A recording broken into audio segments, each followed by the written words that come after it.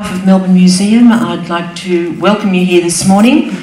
My name's Margaret Griffith and I manage the visitor programs here at Melbourne Museum, and we're absolutely delighted to have this ongoing relationship with the Maths Association, and I know that in previous years this has been a very popular lecture series. And is that me? It certainly makes maths very appealing to a whole range of people. Just before handing over to Simon, I'd just like to remind you, in case you haven't noticed, that today is our Royal Exhibition Building open day from 11 o'clock till 4 o'clock. There's free entry and all sorts of activities over in the exhibition building. And in case anybody didn't know, it's also free entry to the museum for children and for concession and also for teachers. And if you don't come into any of those categories, it costs you $6. So thanks for coming along on a Sunday morning to hear about maths, and welcome once again to Melbourne Museum. And here's Simon.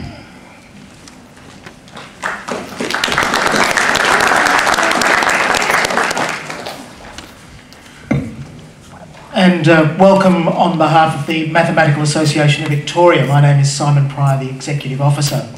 The Maths Association has a vision, which is that it wants to see mathematics valued in society.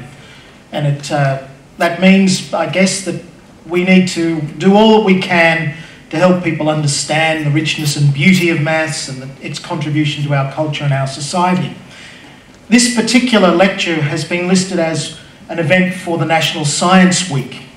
And in working on the National Science Week, which is actually in a couple of weeks' time in August, I've met quite a few interesting people, and they're called science communicators.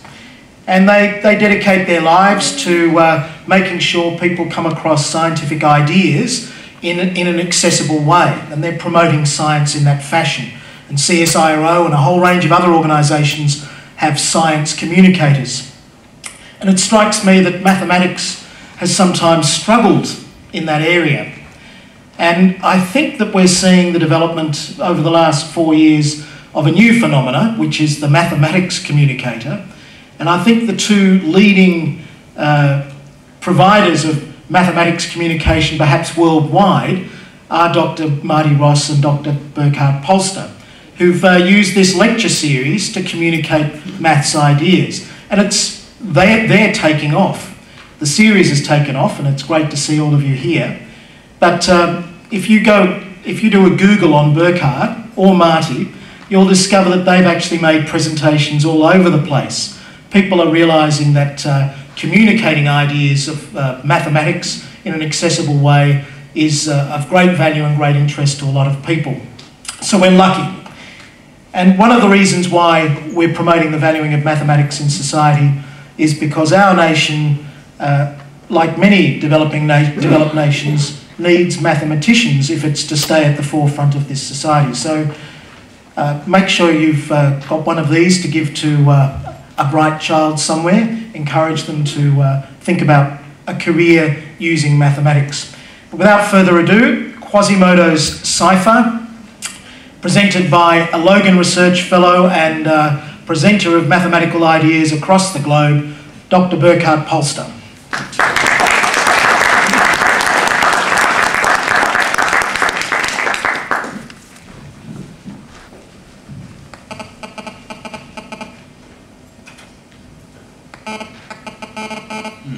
I think the microphone is picking up a mobile. We'll see. So thanks all for coming. 10:15 in the morning. If this was not my lecture, I wouldn't be here. Completely unchristian hour as far as I'm concerned. All right. So I assume that all of you have heard of Quasimodo. Quasimodo, of course, was the most famous bell ringer of all times. Has anybody here not heard of Quasimodo? All right, okay. So I give a brief summary of Quasimodo's life, all right? There's a couple of versions circulating. Basically, Quasimodo was a bell ringer. He used to work at the Cathedral of Notre Dame in Paris, right? He was a little bit handicapped, so he had this hunchback and also otherwise didn't look too flash. So therefore was a little bit of a recluse, didn't mingle with people too much. But eventually he met this really, really nice girl, fell in love with her, and they lived happily ever after. Or at least that's the Disney version over there on the right. There's another version in which pretty much everybody dies, right? Now, both of these versions are not really precise. I mean, there's actually an addition, and this has only come to light in 1934. So, as I said, Quasimodo, the most famous bell ringer of them all. There's lots of bell ringers, and bell ringers in general do like to make pilgrimages to the Cathedral of Notre Dame to see where Quasimodo has worked. So that's the Cathedral of Notre Dame, that's one of the bell towers, and in 1934 a group of English bell ringers visited the tower and discovered something strange. We've got a little bit of video footage of that. Mr. Godfrey? What is it, Miss Henry? I found something funny. Come and see. Hold on a minute, I'm right with you. I thought to see the fairies in the fields, but I saw only the elephants with their black backs. Eh? I found this on the floor. It's absolutely loony. The elves danced all around. While I heard voices calling clearly. I tried to see, but no blind eye of mortal was permitted to spy them. So very strange, right? You would all agree that it's very strange. And well, it goes on like this for quite a while, and it ends like this. Ask Paul Taylor or Betty Thomas over some beer in the city of Fenchurch St. Paul, and it's signed Quasi. Of course, Quasi is the nickname of Quasimodo. So here we've got a very strange, unknown connection between a place not Paris, in fact a place in the UK. Fenchurch St. Paul is somewhere up there. So there's Paris here, there's Fenchurch St. Paul. And Quasi is saying something, if you want to understand what I'm saying here, ask Paul Taylor or Betty Thomas. Some beer would help, and you do this in the city of Fenchurch St. Paul. Of course, these bell ringers were very excited about this discovery, and they really wanted to find out, well, what does the cipher message mean? So they hired the most famous detective of the time, Lord Peter Wimsey. Has anybody heard of Lord Peter Wimsey? Yes. Okay, you all stand up now and say, I hereby swear to not... All right. So Lord Peter Wimsey gets hired, and he sets out, and on the New Year's Eve of 1934, he arrives in Fenchurch St. Paul, and well, there's some mention of beer, so he heads straight for the pub. Well, he would have done this anyway, but I mean, it's a good pretext. And there he meets all kinds of strange characters, all bell ringers. All bell ringers, in particular this guy here. Though I say it myself, we have a really noble ring of bells. Few find in the whole county. You planning to ring in the new year? Not merely that, but we are aiming for a record. No less than 15,840 Kent treble bob majors. Bless my soul. Oh, I say, that'll take a bit of time. 9 hours. And what is more, but for the little help that I can give, we shall be obliged to ring the whole peal with only 8 ringers. So it gets more and more mysterious, right? Well, I mean, you kind of recognize this. Ringing the new year, I mean, you've probably heard that, right? On New Year's Eve, you go to any church, they ring in the new year. Now, ring of bells, that's just a couple of bells in the bell tower. Now, this is something very strange. So they're going to do something for 9 hours, and it amounts to 15,840 something. We don't know yet what that is. And they're going to do this with 8 bell ringers. All right, and the conversation goes on, and it turns out that, well, these people know Quasimodo, they know Betty Thomas, and they know Paul Taylor. Quasimodo, according to them, is actually somebody who was born in Fenchurch St. Paul and grew up there, and at some point in time vanished under mysterious circumstances. Betty Thomas, turns out, is also a very famous character in that place, but it's not a person, it's actually the name of a bell. So it's not a person, it's the name of a bell. The same with Paul Taylor. So Paul Taylor and Betty Thomas are actually bells in the bell tower in Fenchurch St. Paul, in the cathedral. Well, pretty clear.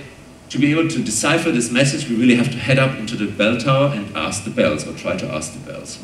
So let's just do that. Okay, so we're here in the bell tower. This is, say, Betty Thomas, and this is how this bell is mounted. So it's mounted alongside this huge wheel. And over here, this little animation is going to show you how bells are rung in this church, as they're rung in many other churches throughout the world.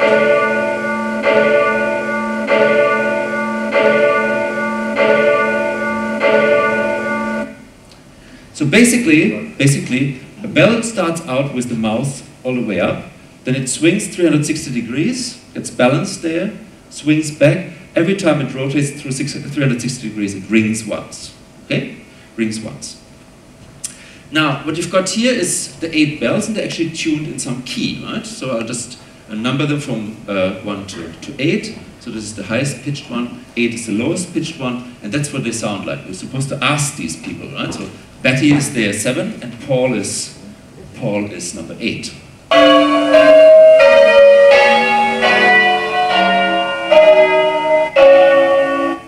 Well, right? So think about it. So we're supposed to ask them, well, they don't really tell us much.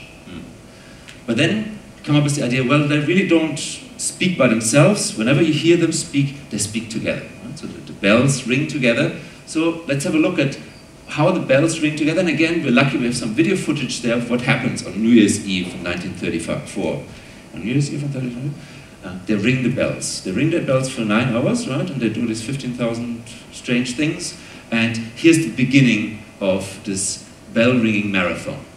So here we've got the bell ringers. The bells are at the moment balanced, mouth up, right? And the bell ringers are about to start ringing the bells. There's a small bell that rings in the hour that doesn't have anything to do with this marathon. Well, let's just get this way. So they're all getting ready now. So they're holding onto the rope. And on the command of the tower captain, which is this old guy here, Ezekiel, they're going to start ringing the bells. So they're getting ready now. Right, boys? Go. Trouble's gone, trouble's gone.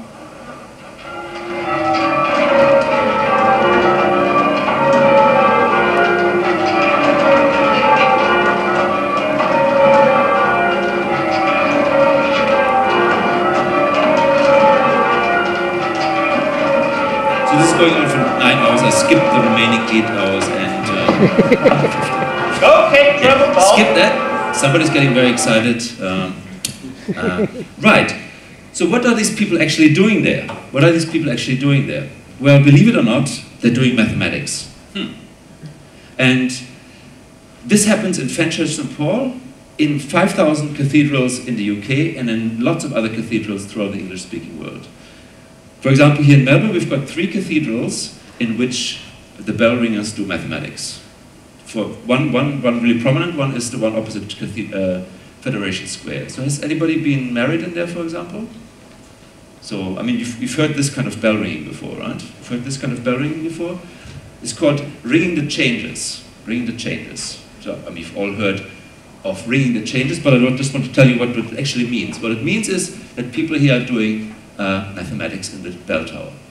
So a change is just a arrangement of the different bells. So that's one possible change. You just ring the bells in a certain order. So I've got a pseudo bell tower here. I've got little children, so. Okay, here we go. So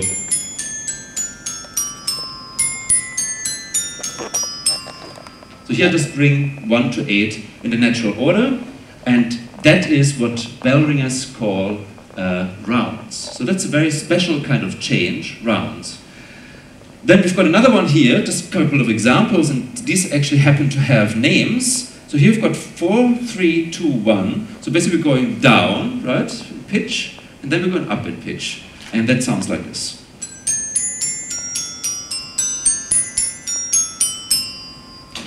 And this particular change is called the seesaw, right? So seesaw, seesaw. There we go. Then we've got another example, and now, who knows what that's like? I mean, are there any bell ringers here? Any bell ringers? Oh, yes. Do you happen to know what this one is called? Okay, I'll show you. Maybe you recognize it.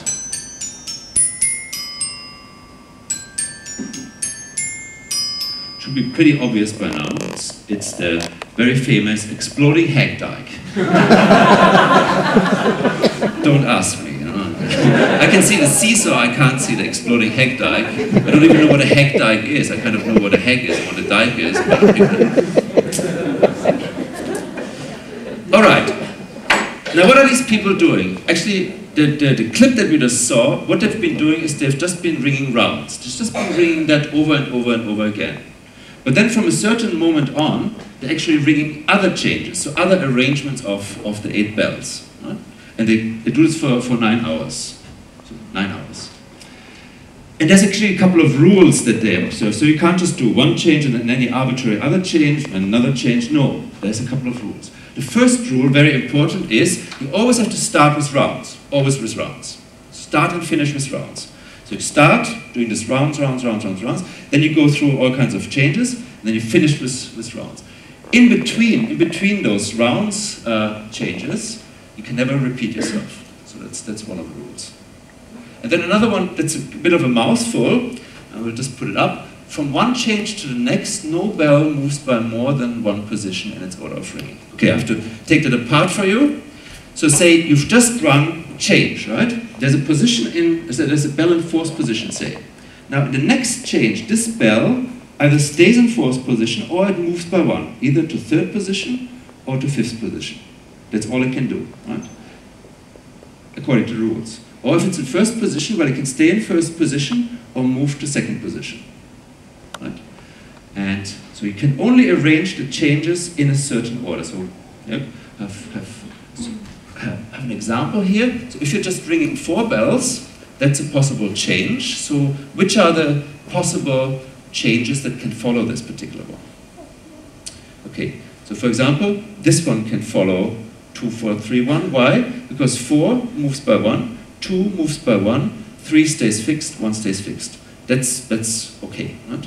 Then here, these 2 middle ones get exchanged, so they move 1 position each. That's okay. So all these down here are okay. What about that one here? Well, the 1 moves by more than 1 position. Here's 1 position, 2 positions, 3 positions. Moves by 3 positions. We're not allowed to ring this change here after that change. Only those 4 changes can be rung after 2, 4, 3, 1. Okay. So those are the rules. So when next Sunday you head over to the cathedral opposite Federation Square, you hear the bells ringing, probably 8, and what you hear there is something that adheres to these rules. All right. Now, of course, there's lots and lots of changes, right? And as a mathematician, as a bell ringer, what you really want to do is maybe ring all of them, right? Arrange them in a sequence that obeys these rules, and the sequence is supposed to contain all changes. Okay, so how many changes do you think are there if you just ring 4 bells? Any ideas? It's 4 bells. How many changes are there? Yep? 24. 24 is correct. So there's as many changes as there are rearrangements. There's 1 times 2 times 3 times 4, right? And that's 24. What about 8 bells? 8 bells. How many changes are there? Well, 1 times 2 times 3 times 4 times 5 times 6 times 7 times 8. And that is 40,800. Right? Correct? So it's a lot of changes, right? So, I mean, if you wanted to do this, you have, and arrange them in the right order, that's what you have to do. Okay. Now here's an example of an extent, one of those arrangements of all the possible changes on 4 bells that that adheres to these rules. So this is an extent on 4 bells. It looks a bit random, but maybe I'll just show you what it sounds like again. The proud owner of this pseudo bell tower sitting over here. At the moment he's not too happy because I had to remove this. So I think he's still sleeping actually. So very civilized. So here's what this sounds like. So I'm just going to play a couple of those changes, right? So here we go. That's rounds, right? This is just 1, 2, 3, 4. 1, 2, 3, 4. And then we go.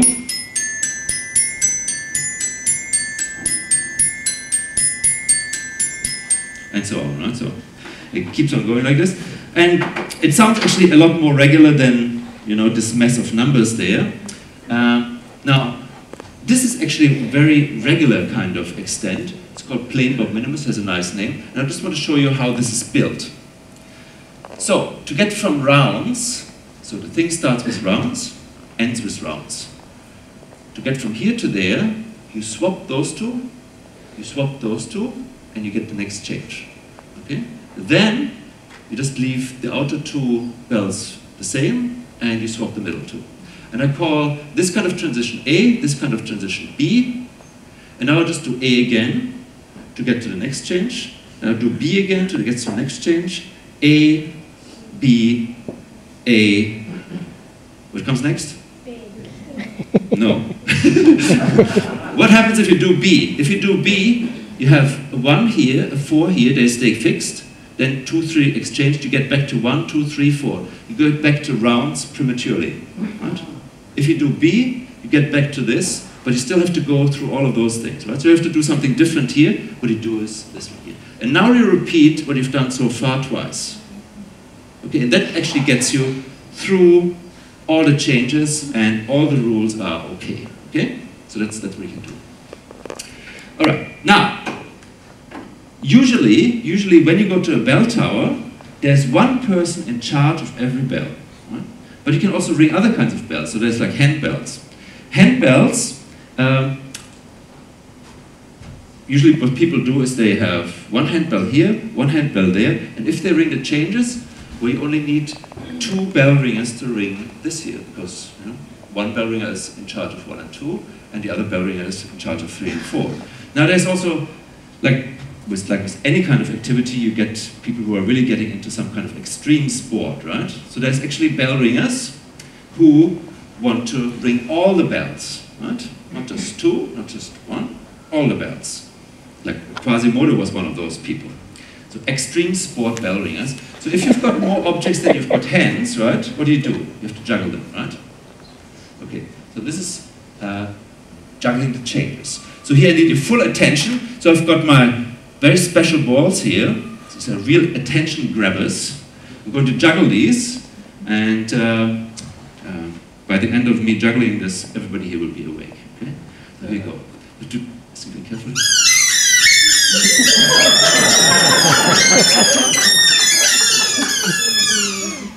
Shall I do it again? Okay. All right, here we go.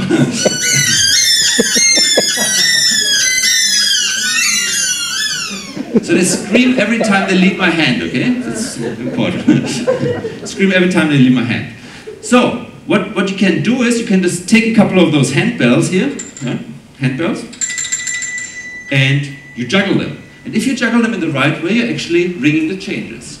And I just have a little animation here that illustrates what's happening. So here, you've got a person juggling 4 bells, and if you just juggle them in the right way, it actually rings the changes here. And Quasimodo was one of those rare people who was able to juggle changes on 8 bells, quite amazing. I'm just juggling balls, 8 balls is quite amazing. Juggling those things. Now, these are the instructions to the juggler. That's what he has to do to juggle this particular extent. So here you've got 5, 3, 5, 3, very mysterious. What does it actually mean? Well, they say you have a certain beat happening. On every beat, you throw one of the bells, right? And what this means here is that the first bell, number 1, stays 5 beats in the air. The next bell stays 3 beats in the air, and the next bell 5 beats, 3. How do you get to these numbers? Well, just count you. Number 1 is 1, 2, 3, 4, 5 beats in the air. 2, 1, 2, 3. 1, 2, 3, right? Then 3, 1, 2, 3, 4, 5. And you just keep on going like this. And eventually you get this 3 here, which just corresponds to repeating things 3 times here in these 3 columns. So these are the instructions for juggling this particular extent. I just want to show you what these individual throws look like. I mean, a 3 throw, something that stays 3 beats in the air, is obviously going to be lower than something that's this. Okay. So I just show you what it looks like. This is 3. 3, 3, 3, 3, 3. So 1, 2, 3, 1, 2, 3, 1, 2, 3. The red ball always goes up on the 1, so it stays 3 beats in the air, okay? Now if I juggle with 4 balls like this, it goes 1, 2, 3, 4, 1, 2, 3, 4, 1, 2, 3, 4, 1, 2, 3, 4.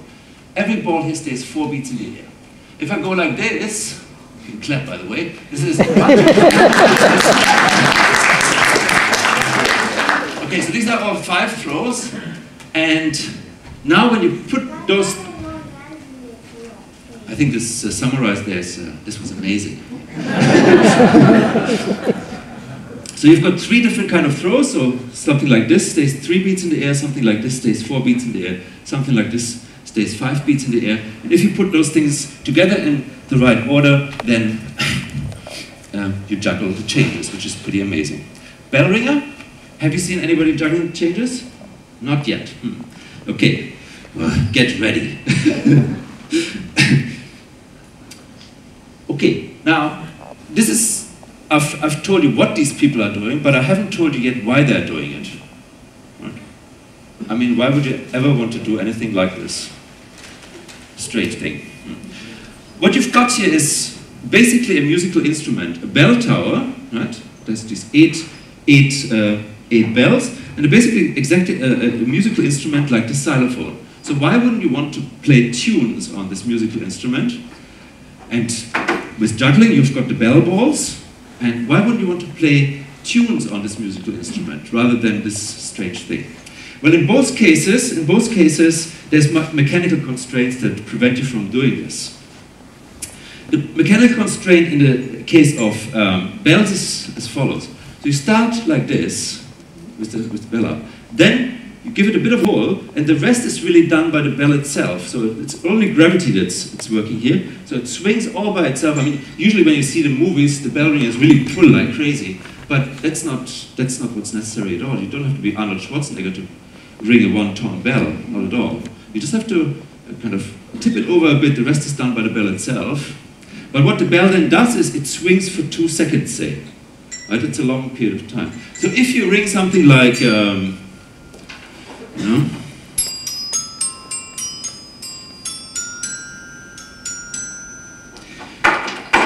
there's notes in there that are being hit in rapid succession. And I mean, if you have to wait for 2 seconds, I mean, that just slows down the melody a lot. You don't want to do this, right? You don't want to do this. On the other hand, when you look at this moving at most by 1 position, what that means is that you vary the length in which the bell rings or moves just by a little bit. So you either slow it down a little bit, then the bell moves back 1 position, or you just let it go, then it just stays in the same position, or you speed it up a little bit, then it will move forward by 1 position. And that's basically all you can control with bells. And with juggling balls, you can also translate every tune into a sequence of commands. So in theory, you can play the tunes with juggling balls, but what you see here is there's numbers, 3, 4, 5, that's all there is. And what that means is that the pattern stays very close together, and you can actually control this. Juggling 4 balls like this is quite hard already. If you had like an arbitrary tune, you would have all kinds of numbers in here, like 17, 10, whatever. These balls would be all over the place. You would never ever be able to control something like this. And what I want to show you at least, so this is an animation. This might be interesting, but not very impressive somehow. What is impressive is if you actually see somebody juggle the tunes. Okay. And I'm going to do this myself. Well, I'm going to show you a movie of myself doing it. I'm not going to juggle this, I'm going to juggle that. It takes a little bit less memory to memorize this here. It has a couple of other advantages. You repeat this sequence of commands 4 times, and you also get an extent. It's not plain dot minimus, it's called slipped me now. I think it's Erin minimus. And here's what it looks like.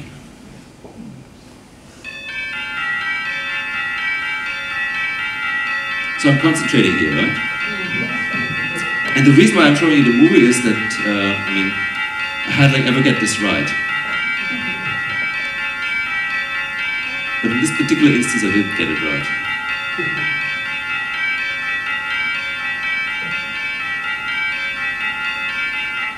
So this is 100 throws, and this is how...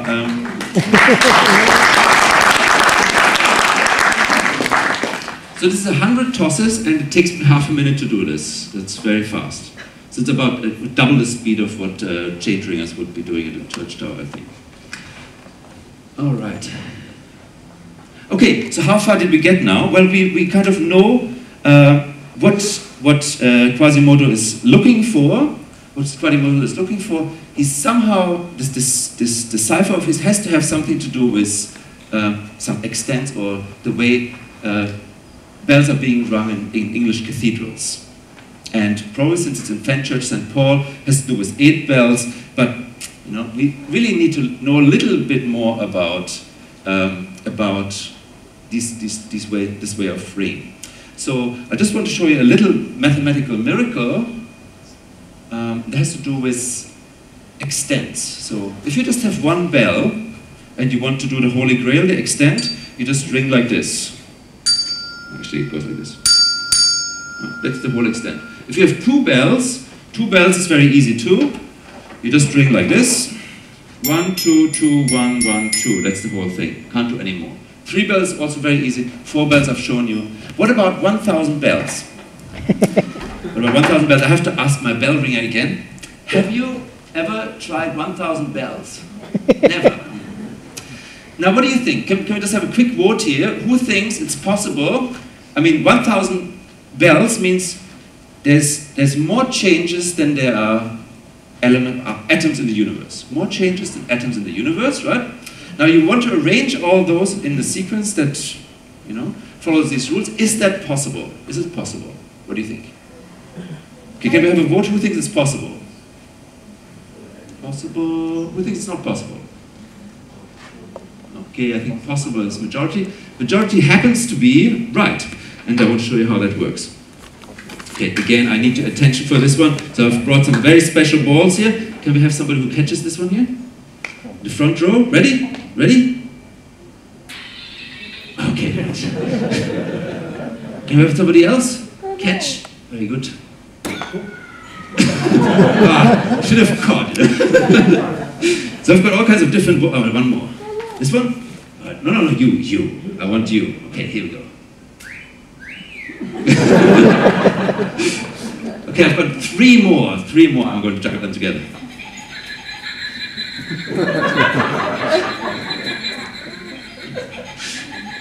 So everybody's awake? All right. So I'm going to show you now how you can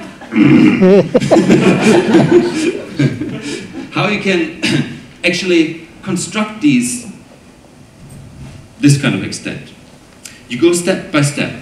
From a 2-bell extent, you can construct a 3-bell extent. From a 3-bell extent, a 4-bell, from a 4-bell, a 5-bell, and you use the same nice mathematical miracle method. Okay, here's how it goes. From the 3-bell extent to the 4-bell extent, what you do is you have 6 changes. 1, 2, 3, 4, 5, 6. And you want a 4-bell extent. So you take the first one here and write it down 4 times. Take second time 4 times. Third time 4 times. 4 times, 4 times, 4 times. That gives a total of 24 lines. So that's good. We want 24 lines. Now the only thing that's missing is the 4th bell here.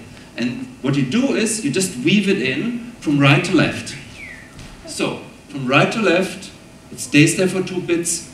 Left to right, stays there for 1, 2, left to right. And it just weaves back and forth. And what you've got here is a 4-bell extent. Very simple, right? To go from 4 bells to 5 bells, what you do is you take this one here, write it down 5 times. This one here, write it down 5 times. This one here, write it down 5 times. Keep on going like this, gives you 120 lines. And you just take the 5 and let it weave through from right to left, left to right, back and forth, back and forth. That gives you a 5-bell extent. Go from 5 to 6, same method. So you can build the whole thing up to 1,000 bells.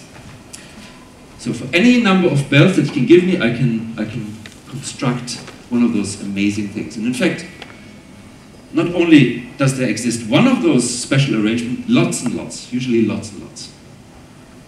Okay, so which one did Quasimodo have in mind? I have to tell you a little bit more about bell ringing. Now, if you have a look at these people here, so these are kind of look like ordinary folk, right? You would think, well, bell ringing, yeah, you can do that, you know, you can do that. But does it require a special kind of person to do bell ringing? Yes, it's a blood sport. It's a blood sport. Many people don't realize that. So what's the most dangerous thing about bell ringing? What do you think? What do you think? Any opinions? Going deaf. Hmm? Going deaf. Going deaf is definitely, you know, actually it's not too much of a problem. They have like two ceilings in between the bells and themselves, so you don't really hear much. You actually hear more on the street than you hear in the bell chamber. Yep. A hunchback is... although you have to stand pretty straight. No, the most dangerous thing in bell ringing is the neighbors. Many neighbors don't appreciate what bell ringers are doing. But there are actually some real dangers. There are some real dangers. And just recently I found this newspaper article, so it was quite a bit of a discussion in bell ringing circles. There's people who just can't take it anymore and have to opt out of bell ringing. They can't do it anymore. And the reason why is that they're really scared of a couple of things happening to them. So one thing, which sounds a bit far-fetched, but you know, is that the bells, when you ring them in many towers, the whole bell tower starts swinging, and it has happened that these things, you know, start falling, and when they fall, a one-tone bell, then pretty much nothing stops them. So, I mean, there's this fear that maybe the bell up there will fall on my head. That seems a bit far-fetched. The other thing that's not so far-fetched is actually that you get yourself entangled in the ropes. And what happens then? So you have got a one-tone bell up there, and it swings, right? And as I said, you don't need much strength to actually keep it going. But what happens if you try to stop it in mid-motion? You don't have a chance, right? Snowflake hell and all that. So you get yourself entangled. The bell will take you up to the ceiling, and all kinds of terrible things can happen. So this is actually something that bell ringers are very aware of, and you know, some people are so scared that they stop ringing the bells. And there's all kinds of... There's actually a really nice novel, which I'm going to talk about a little bit later, where just about all the different ways of dying from bells are described. Right? So if you want to check it out, right? It's a morbid kind of... Okay. Anyway, so this is it's potentially very dangerous. Another thing, how what's actually possible? What's actually possible? I mean, the vicar is talking about this marathon that goes on for 9 hours. So how long would it actually take to ring an extent on 7 bells? So 7 bells, that's 5,040 different changes. That would take you 2 hours and 48 minutes if you ring at 30 changes per minute. Well, it pans out roughly right. He also mentioned that they're going to ring something like 15,000, so that's 3 times that. So 3 times 3 hours basically is 9 hours. So that pans out all right. What about 8 bells? 8 bells are already 40,000 changes. If you want to ring all that, will take you 22 hours and 24 minutes. Right? And it goes up like this. And believe it or not, people have actually done this. So this has been done. 22 hours, or about that, continuous ringing, right? Also it's like full concentration. So it has been done once on tower bells. I think it was in 1964, roughly. It's been done a couple of times with handbells. So this is quite something. Now, this is not enough, right? So you're facing certain death when you enter the bell chamber. It takes forever, right? And you also don't get any help, which doesn't help. So if you have this in front of your eyes, it might actually be quite easy to tell. Well, in this, so first time, so I'm in charge of number 1, right? So we're ringing now, okay. Then I'm here, okay, I can ring. So I can just read this off like sheet music. But bell ringers don't get this. You have to do everything from memory. You don't get any help whatsoever. You can't even go to a loo. So with 22 hours and 48 minutes, that might present a little bit of a problem. They don't really mention this anywhere, and I really have to, you know. I mean, just the mechanics puzzles me, you know. What do you do? Is there somebody running around with a bedpan and... It must be something like this. You know? So anyway, bell ringing is you know, difficult. So you want to make it as simple for yourself as possible. Okay. And I also want to describe a way of attacking this problem of designing the simplest possible bell ringing sequences from a mathematical point of view. Okay, so we want to just quickly. What you do is you take a big piece of paper, and you note down all the changes any way you want. Okay, and now I've already told you, for every change, there's only a certain number of changes that can follow this particular one. Okay, you take one of the changes that you noted down, and you spot all the ones that can follow it. And those get connected by lines, okay? So lines. You do this for every single one of the changes here, and what you get there is like a spider web. Right? There. Right? So here, I've noted down all the different changes, and I've connected them, so whenever I can go from one to the other, I've connected them by a line. And this is actually, for 4 bells, that's the mathematical world in which bell ringing takes place. That's the mathematical world in which bell ringing takes place. So what do extents now correspond to? So you've got rounds here, 1, 2, 3, 4, and the four different changes that can follow it, here, here, here, here. Basically, an extent is now a walk on this mathematical world that visits every single one of those edges exactly once, and kind of goes in a circle, right? So you're looking for walks in this mathematical world, closed walks in the mathematical world that visit every single one of the corners exactly once. So why is it a loop? Because rule number 1, it starts and ends with rounds, right? You have to go in a circle. Why is it all of them? Because all have to be different, right? So you have to have all of them. And then the third rule, well, that's already figured in by these connections here. So that's the mathematical world for 3 bells, just a simple hexagon. And that's what I just said here. Okay. Now you can also rearrange the spider web of connections in various ways. Usually when you just put down the changes, it will be a complete mess, right? It will be a complete mess. This is already as nice as you can possibly think of, and you can actually arrange it in space, and in space it looks roughly like this.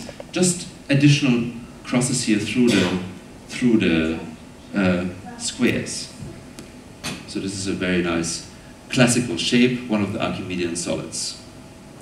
That's the mathematical world in which spell ringing takes place. And what we're after, you know, you've got all these dangers and you want nice extents. So you want nice walks. This is a nice representation of the mathematical world. Now within this nice representation of the mathematical world, you want a nice walk. And let us show you a couple of them. So there are nice walks. This is plane Bob Minimus, the one, my standard example. And here there's a couple of other ones. They all have these nice symmetries, and some of them actually look like bells, right? So like 3 bells for some reason. I don't know why. Coincidence. Now there's 10,792 ways of doing extents with 4 bells. Most of them are complete mess. You can't memorize them. These are fairly easy to memorize because of the symmetries. You can memorize them. Now here in the spatial model, we've also got some nice walks. That's plane Bob Minimus up there. And these are actually even nicer than plane Bob Minimus. So like this is the one that I've juggled before. And it looks a little bit like a tennis ball curve, right? So there's these prongs going in and out. All right, now just quickly. Yes, getting there. So this is plane Bob Minimus in this mathematical world. It's a round trip that visits every single one of the changes exactly once. It has a nice shape. Basically what happens is, if you remember, we did A, B, A, B, A, B, A, B, A, B, and then we wanted to do B again. No, we didn't want to do this. Let's do it anyway. If we do this, we just go in a circle, right? We did the circle prematurely. We can also start from one of the remaining ones and can do the same thing. So the same thing. So basically, if you just do A, B, A, B, A, B, you do 3 walks instead of just 1. So these are the 3 warps here. And now, well, we don't want 3 warps, we want 1, so we cut these things open and splice them together, and that gives us plain warp minimus. So that's another way of thinking about all this.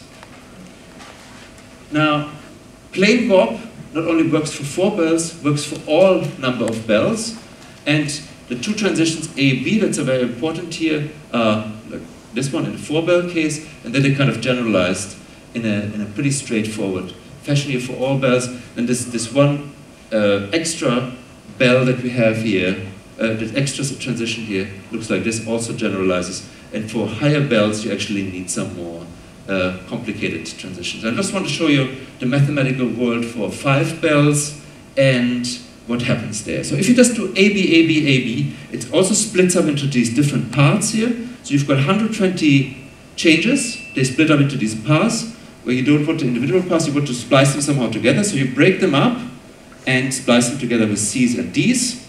And here is what happens in plain warp minimus for 5, plain warp for 5 bells. Here's rounds. You do A, B, A, B, A, B, A, B, A, B, A, B, A, B. If you did B here, it would get back here, so you do a C. Then you do A, B, A, B, A, B, A, B, and it gets you here. Do another C, and so on, and so on, and so on, up to here. If you did a C here, you would get back to the beginning too early, so you have to do a D, and then you repeat everything again. And that splices everything together in a nice way. Now what this also shows you is the job of this tower captain. The tower captain, remember the guy, the old guy? He is actually the most experienced bell ringer in the tower, and his job is to keep all of this under control. So there's, like, all of these people know what they're doing, but there's one guy who really is extremely good at what he's doing, in this case, Ezekiel, and his job is, well, most of the people here kind of know roughly A, B, A, B, A, B, what to do, and then whenever it gets to a point where things get, a bit unusual, the tower captain makes a call. So say it here, it says C. And then we go A, B, A, B, A, B. Everybody knows that. There's C. So he keeps these things under control. There's kind of a this is how you can keep this task of memorizing an extent under control. So you kind of have most people do like a job that everybody can do, and then you have one person in charge of splicing all those things together into this really, really complicated pattern. Okay. Now this is just something for mathematicians which I might just skip. Just say quickly, bell ringers, so there's a study of beauty in mathematics, group theory, and it turns out that bell ringers used various group theoretic concepts well before the mathematicians. So in many ways, there has been talk about bell ringers actually inventing the study of symmetry. Well, let's not go into this. Anyway, so what we've got now is we've kind of narrowed down the number of choices, the number of extents that we have to look at. It has to be something that's doable. It has to be something that's doable. But still, there's still lots of them. And, well, let's have a look at this message that he left us. Let's have a look at the message. He says beer there. I mean, we already went to the pub, but maybe we should have looked a bit closer. And actually, bell ringing has a lot to do with beer. So I've got a history of bell ringing here. Bell ringing. And in there, it says, well, basically, people rang bells to figure out, well, who has to buy the next round of beer. Right? So you ring the bells, this is a complicated activity. Eventually somebody's going to mess up, right? This person is going to buy the next round of beer, right? And they had, like, in the old times, they had bands of ringers, and they would compete against each other, like soccer teams, right? And they had their supporters, and yeah, it was all about, beer. So many of the ringing towers actually have these really nice jugs here, huge things, from which beer would be poured at appropriate times. And here's the inscription on the one in Fenchurch St. Paul: when I'm filled with liquor strong, each man drink once, and then ding dong. Drink not too much to cloud your knobs, lest you forget to make the bobs in Kent or Treble Bob. Right.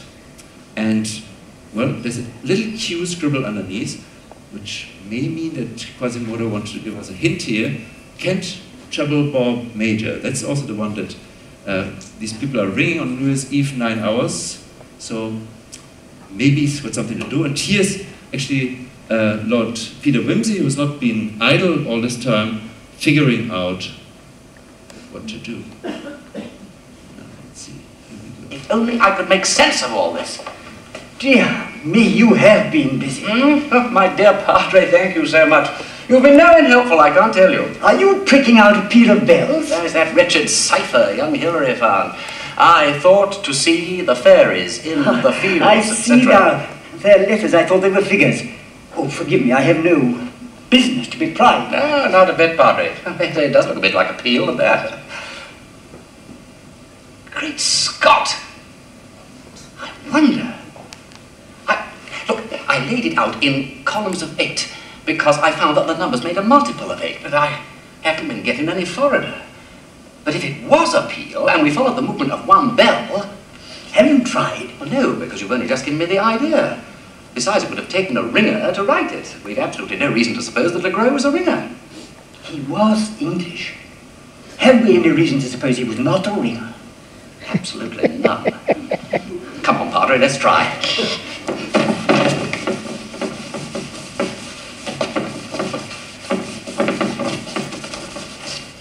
I should never have thought of the possibility that one might make a cipher from change ring. It's most ingenious. There.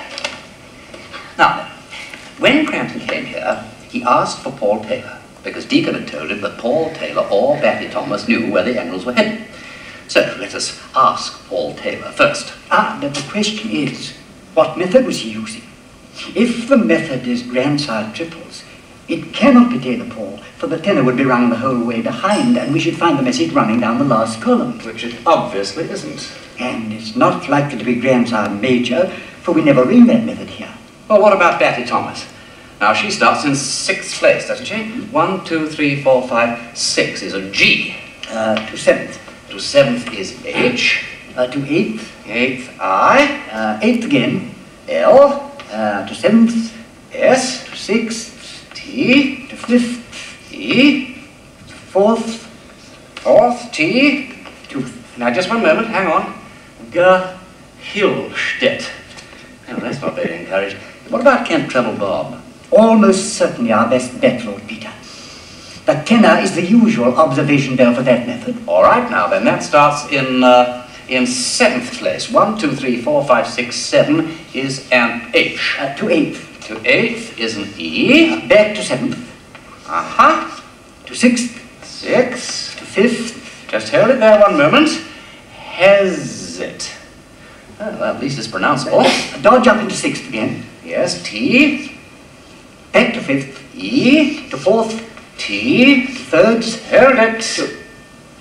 Hesiteth. Hesiteth. By Jove, Padre, you are absolutely right. Look! 2 words. He Teth. Sitteth, an old word, old way of saying he sits. Okay, so let's have a quick look at this. So what's the idea? The idea is you've got this extent here in numbers, and right next to it you arrange this cipher message in columns 8, right? Now you just transfer over where the 8 is here. That's the bell we're following around. 8 goes over here, 8 is here, 8 is here, 8 is 3 in, 8 is 4 in, and then you just read what you get. And the message you get is, he sitteth between the cherubim, the isles may be glad thereof, as the rivers in the south. And this refers to some position in the cathedral. So you have to find these cherubims. The cherubims, when you have a look at them, there they are. In between the cherubims, you actually see a little bell here. You see a little bell here? And if you press on this spot, you find Quasimodo's secret.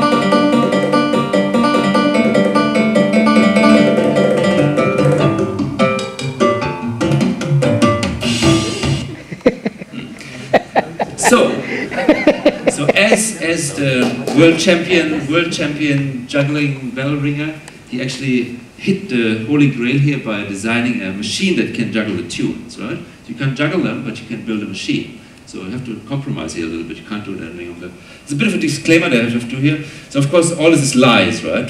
I made it up. Well, not really. I mean, many things are really true. Like all the bits about the mathematics of bell ringing, it's all true. So in Fenchurch, St. Paul, as in the Melbourne cathedrals, they really ring the changes like this. But you can also ring tunes on church bells, and I recently visited Ghent in Belgium. And this church tower, bell tower, has 63 bells, and they're rung with hammers, and they're also a machine takes over the driving of this mechanism. It's basically a music box mechanism. So you can ring the tunes. You can ring the tunes, but again, you have to compromise. Bells sound much nicer when you swing them like this. You really have to sound emanating left and right. So they sound a lot flatter when you ring them like this. The cipher message.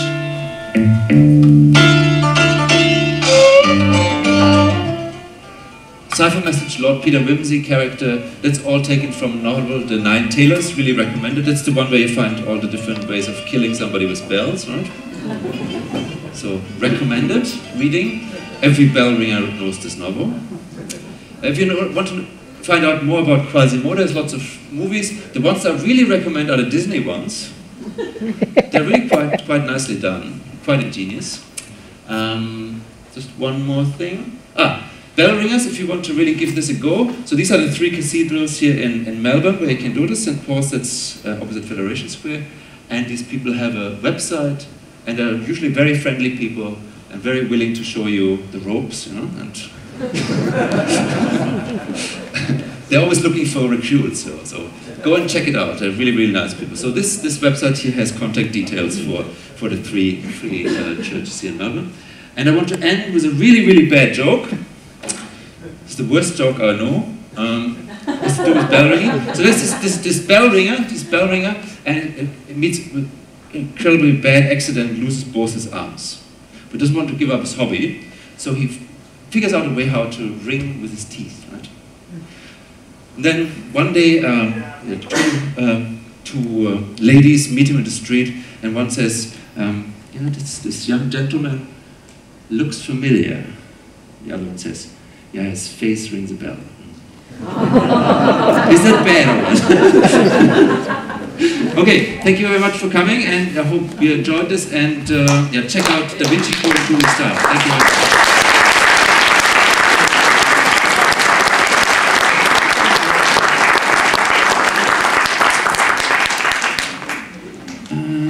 Time for some questions?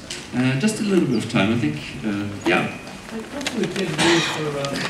You're a dead ringer. Absolutely. There's another joke with dead ringer. Okay, I think we have to get out of here because the mummies are about to... Okay, thanks again, and see you in 2 weeks' time.